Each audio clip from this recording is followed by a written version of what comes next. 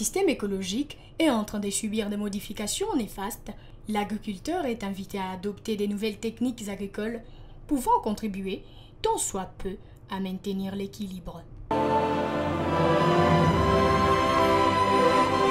Pour ce faire, les scientifiques ont étudié la question et proposent des techniques adéquates, l'agroécologie étant une d'entre elles. Le concept est complexe, mais sa compréhension permet une bonne pratique agricole. Pour comprendre cela, nous nous tournons vers l'agronome qui décortique ce terme. L'agroécologie, c'est un système d'agriculture durable, d'agriculture saine, d'agriculture biologique. Un système qui tient compte de la protection de l'environnement et la valorisation des ressources locales naturelles, notamment la protection et la conservation du sol, la production saine de l'agriculture et de l'élevage, la lutte biologique contre les maladies, la protection de l'eau que nous buvons. Bref, c'est une culture, c'est un système d'agriculture qui respecte les conditions écologiques de notre milieu. Vous savez, ici, nous avons un système de calendrier agricole. La saison A qui commence de septembre jusqu'au mois de janvier-février. La saison B qui commence en février jusqu'au mois de juin. Donc l'agriculture qui tient compte de ce facteur-là lié à la saison. L'agriculture qui tient compte aussi de la topographie de notre milieu. Les gens qui cultivent par exemple sur des fortes collines, les gens qui cultivent dans les bas-fonds, hein, là où c'est marécageux, là où il y a beaucoup d'eau. Donc c'est une agriculture qui tient compte aussi du savoir paysan. Comment les paysans cultivent dans les conditions normales en respectant la nature. Les techniques, il y en a beaucoup, hein, ça dépend de chaque milieu. Mais ici chez nous, le CAB, le Comité pour l'autopromotion à la base, vulgarise des techniques pour lutter contre les érosions. Hein, les techniques de lutte anti-érosive, c'est ce que nous faisons, nous vulgarisons. Hein, le bionnage, le paillage, le semis en ligne, tout ça, ce sont des techniques que nous vulgarisons. Parmi les techniques d'agroécologie, il y a des techniques aussi de l'intégration agriculture-élevage par la stabulation. Hein. Il y a aussi d'autres techniques de la production de l'engrais organique. Hein, de l'engrais organique avec l'utilisation de la fabrication des composts, l'utilisation de tout ce qui provient de l'élevage, quoi. Donc nous vulgarisons ça. Et aussi la protection des bassins versants. Sur les collines, nous vulgarisons par exemple le reboisement, hein, l'intégration arbres dans les champs des cultures. Tout ça, ce sont des techniques que nous vulgarisons au niveau du comité anti-Bouaki. Pour nous, l'avantage, c'est que dans l'agroécologie, nous devons tenir compte de l'état du sol. Hein? Un sol qui est propre, un sol qui est riche, un sol qui est fertile. Nous tenons compte aussi des semences. Les semences que nous recommandons aux agriculteurs, que ce soit des semences qui sont saines, qui sont connues dans le milieu et qui ont leurs caractéristiques de s'adapter dans le milieu. Donc c'est pourquoi nous insistons là-dessus. Mais il y a d'autres organismes qui nous amènent des semences qu'on ne connaît pas, que les paysans ne savent pas, qui ne savent pas l'origine de ces semences-là, qui ne savent pas comment ces semences se comportent. Donc vraiment, ça nous amène, ça amène beaucoup de difficultés pour l'agriculteur à s'adapter par rapport à ces semences-là. Par exemple, il y a des semences que les paysans ne savent pas garder. Après un semis, après une récolte, après une campagne, quand ils veulent encore rentrer pour s'aimer, ces semences-là ne donnent pas. Alors, ça complique les agriculteurs. Il y a aussi des organismes qui sont en train de vulgariser l'utilisation des engrais chimiques pour fertiliser. Et avec tout ce que les engrais chimiques ont comme conséquence. Donc nous insistons beaucoup pour que les paysans fabriquent eux-mêmes leur engrais organique. Ils ont toutes les matières pour fabriquer le compost en faisant par exemple l'élevage en stabilation, en faisant par exemple l'enfouissement des mauvaises herbes, en faisant par exemple le paillage. Donc tout ça, ça fait partie de l'agroécologique. C'est pourquoi nous vulgarisons ça. Nous le vulgarisons parce que les paysans sont capables eux-mêmes de faire ce travail-là. Ils sont capables de se procurer du compost, ils sont capables de faire l'élevage en stabilation. Et avec ça, je crois que ce sont des avantages que nous avons dans l'agroécologie. Bon, ici, dans notre région, nous avons deux saisons, la saison pluvieuse et la saison sèche. Et entre la saison pluvieuse et la saison sèche, il y a une courte... entre la saison A et la saison B, il y a une courte saison sèche. Alors, la campagne agricole ici commence au mois de septembre. De septembre, au début des grandes saisons de pluie. Et c'est la grande saison où les gens se préparent. Après le labour, la préparation du sol, ils commencent la campagne de semis. Les semis se font souvent en octobre. En octobre, ça coïncide bien avec les grandes pluies. Et cette saison-là sera récoltée au mois de décembre, janvier. C'est la saison A. Et la saison B commence après la petite saison sèche. Ça commence à partir du mois de février et qui va jusqu'au mois de juin. Et la saison C, c'est pour ceux-là qui sont dans les bas-fonds. Parce que dans le bas-fond, il y a encore de l'humidité. Et pendant la grande saison sèche, c'est à ce moment-là qu'on exploite le bas-fond, le marais. Donc la saison A, c'est bon pour les cultures maraîchères, comme vous êtes en train de le voir ici. Les choux, les aubergines, les haricots.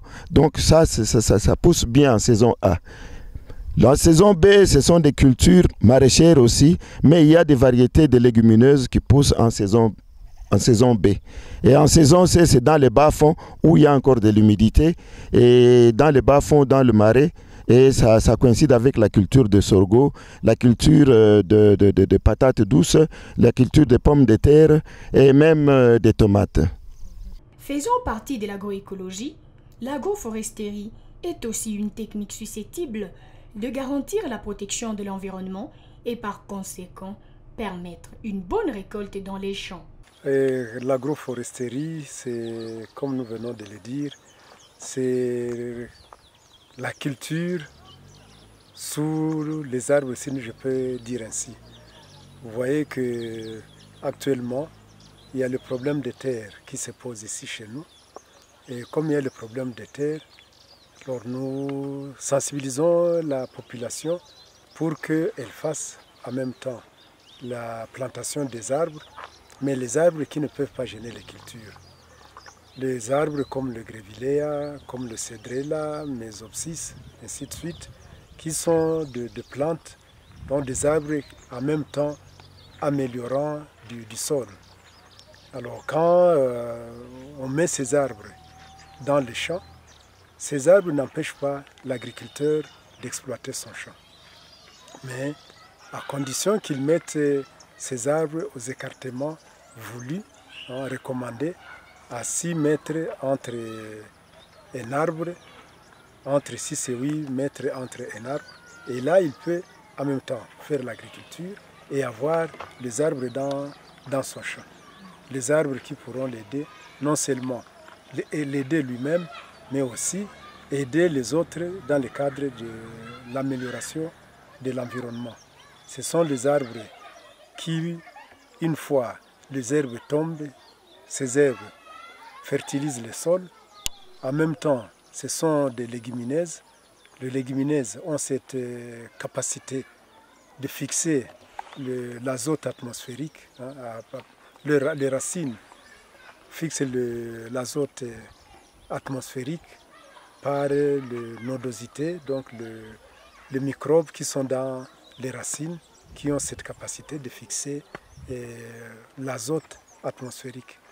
Voilà pourquoi nous recommandons, nous sensibilisons les gens pour qu'ils fassent l'agroforesterie, donc l'agriculture, en même temps avec les arbres, comme ça, ils ont les arbres, ils ont aussi les cultures.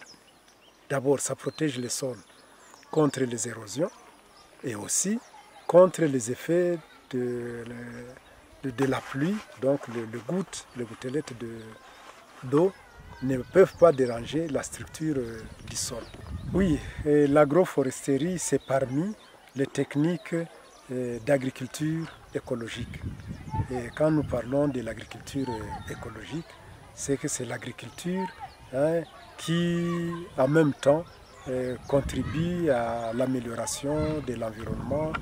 Qui dit l'amélioration de l'environnement dit la réduction des effets néfastes du réchauffement climatique. Ou même quand vous êtes sous un arbre, vous sentez que l'air, c'est de l'air naturel, différent quand on est exposé au soleil. Et nous savons que les arbres ou les plantes, pendant la journée, les arbres fixent le CO2. Et c'est pendant la nuit que les plantes respirent et les plantes aussi profitent de l'oxygène. Donc en fixant le CO2, les plantes purifient l'air. Voilà, alors que nous savons que les effets du changement climatique ou le réchauffement climatique est dû au fait que la couche ou disons l'atmosphère est polluée, saturée par tout ce que l'homme est en train de dégager, tout ce que les industries sont en train de dégager comme CO2. Mais ce CO2 c'est recyclé par les plantes, surtout les arbres. Vous voyez d'abord, les arbres ils prennent une hauteur et cette hauteur permet de protéger et les sols, de protéger aussi les plantes qui sont sous ces arbres. Voilà pourquoi les arbres sont nécessaires dans l'amélioration ou dans la protection de l'environnement, la protection contre ces effets de réchauffement climatique. Ceux qui pratiquent les techniques de l'agroécologie ne peuvent pas s'y retrancher. Ils sont convaincus de l'importance de ce dernier et sensibilisent à leur tour d'autres agriculteurs. Moi, c'est depuis l'année 2001. Je suis un vulgarisateur, un ancien vulgarisateur dans une association appelée ADC. ADC qui a le partenariat avec le comité Antiwaki, automotion, donc Antiwaki qui est maintenant l'autopromotion à la base. Et maintenant, toutes ces techniques, j'ai été formé par le comité Antiwaki. J'ai aussi formé les autres, donc les ménages, dans mon rayon d'action, parce que ADC a comme rayon d'action 32 villages dans le groupement de Wallonie. Merci. Comme avantage, d'abord ici chez moi, avant que je ne sois pas vulgarisateur ou bien avant que je ne sois pas formé dans les techniques agroécologiques, il y avait beaucoup de difficultés ici, il y avait des érosions. Maintenant, quand j'ai appliqué toutes ces techniques, ici, les champs sont bien protégés. Il y a maintenant des fossés, il y a des haies anti-érosives, il y a l'intégration des arbres ici. Vous les voyez quand même. Il y a aussi des aménagements de compostières. Alors, je ne peux pas encore semer sans avoir utilisé les engrais organiques. C'est pourquoi vous voyez tous mes plantes ici dans les champs sont bien. Vous voyez les haricots volibiles, les haricots nés. Il y a aussi l'intégration il y a aussi des maniocs ici. Et à côté, vous voyez, même les champs, j'ai aussi essayé de faire un essai pour le riz pluvial. C'est pourquoi vous voyez toutes ces techniques sont appliquées ici. Ici donc, de comprendre que l'agroécologie est un thème vaste. Ceux qui l'ont exploité depuis longtemps prospèrent dans leur agriculture.